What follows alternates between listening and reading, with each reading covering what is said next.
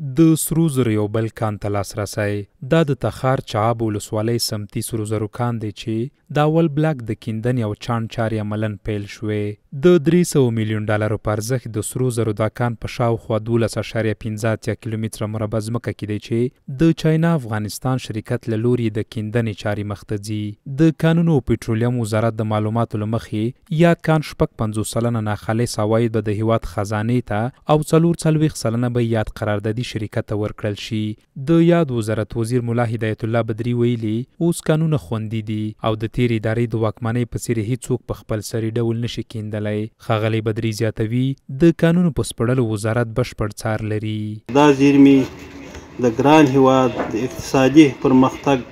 پانګونې راجلبولو کاري فرصتونو برابرولو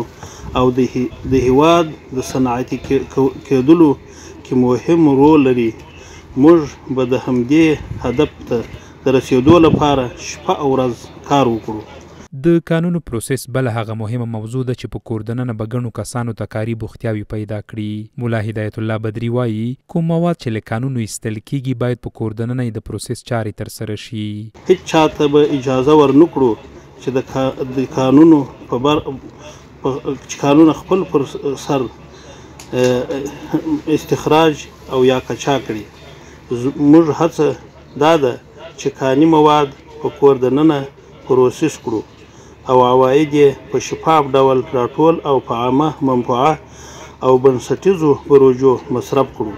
پر همدې مهال د تخار اوسیدونکي وایي دوی له ډېرو ستونزو سره مخ دي هغوی غوښتنه لري چې په یادو پیسو د دولت ورته برېښنا یو شمېر رغنیزې چارې او ټولنیز خدمتونه وړاندې کړي تر څو ستونزو ته رسیدنه شوې وي از پیسه معادن تخار چیزی درست شود که برای ملت برای مردم مفاد داشته باشه از طریق سرک برق پول پولچک یا بعضی تکنولوژی های پیشرفته که برای جوانا در مدارس یا مکتب چی شود